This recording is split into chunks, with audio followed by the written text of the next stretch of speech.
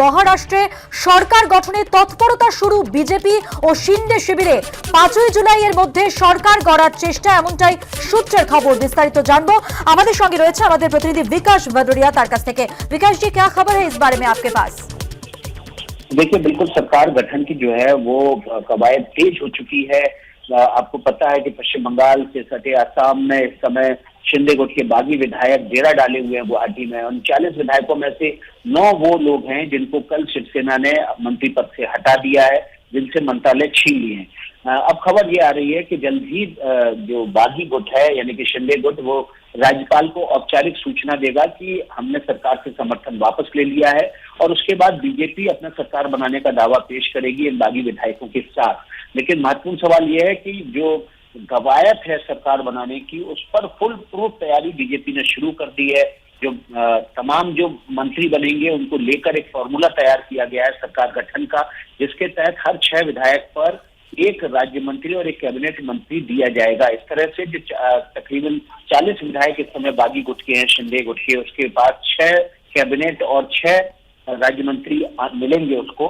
और इसके अलावा जिन लोगों को मंत्री, जिन विधायकों को मंत्री नहीं बनाया जा सकेगा, उनको दूसरे तमाम बोर्डों और आयोगों में जगह देकर उनको राज्य मंत्री और कैबिनेट मंत्री का दर्जा दिया जाएगा।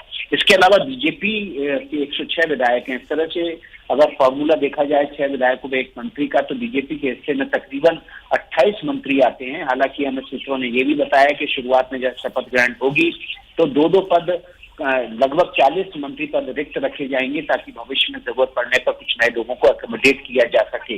कुल मिलाकर सरकार गठन और सरकार की शपथ का फॉर्मूला तैयार कर लिया गया है। लेकिन उससे पहले जो प्रक्रिया है जो राजभवन से शुरू होगी, अब उसकी भी तैयारी है। अभी देवेंद्र फडणवीस मुंबई से दिल्ली के लिए निकले हैं और ये माना जा रहा है कि एकनाथ शिंदे भी दिल्ली होते हुए मुंबई जा सकते हैं। तो ऐसी सूरत में 1-2 दिन के भीतर ही सरकार गठन के लिए राज्यपाल के पास न केवल उससे पहले समर्थन वापसी का पत्र, बाद में 100 बहुमत का पत्र भी राज्यपाल को बीजेपी और बागी विधायक सौंप सकते हैं। पूरी प्रक्रिया, हमें बीजेपी के एक बड़े नेता ने ये बताया कि पूरी प्रक्रिया को वो चाहते हैं कि 5 जुलाई से पहले पूरा कर लिया जाए, 5 जुलाई से पहले नई सरकार का गठन कर लिया जाए। तो इसी वजह से आज हमने देखा तो वैसे लगातार जो प्लान ऑफ एक्शन है, जो एक्शन है, चाहे वो बागी गुट का हो या बीजेपी की तरफ का हो, बहुत तेज दिखाई दे रहा है। शुक्रिया विकास जी।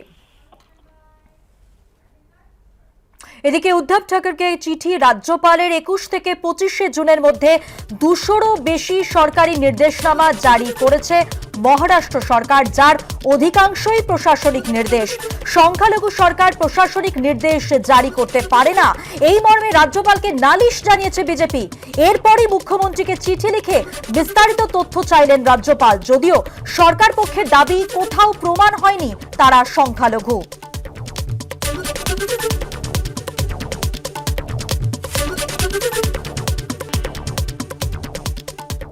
সুপ্রিম কোর্টের নির্দেশের পর শিন্ডে শিবিরে গরিষ্ঠতা প্রমাণে তৎপরতা। উদ্ধব সরকারের বিরুদ্ধে যে কোনো সময় আসতে পারে অনাস্থা প্রস্তাব। খবর বিজেপি সূত্রের খবর, জল্পনা উস্কে গুয়াহাটির হোটেলের বুকিং 5ই জুলাই পর্যন্ত বাড়িয়েছে বিদ্রোহী শিবির। পাশাপাশি আজও আইনি রণকৌশল স্থির করতে দফায় দফায় বৈঠকে বসবেন বিদ্রোহী বিধায়করা। উপস্থিত থাকতে পারেন আইনজীবীরাও। সূত্রের খবর, শিন্ডে শিবিরে এই মুহূর্তে রয়েছেন 39 জন শিবসেনা বিধায়ক। 2/3 সংখ্যাগরিষ্ঠতা প্রমাণের সংখ্যা হাতে থাকলেও এর মধ্যেই কয়েকজনের মত বদলের আশঙ্কা করছেন একনাথ শিন্ডে।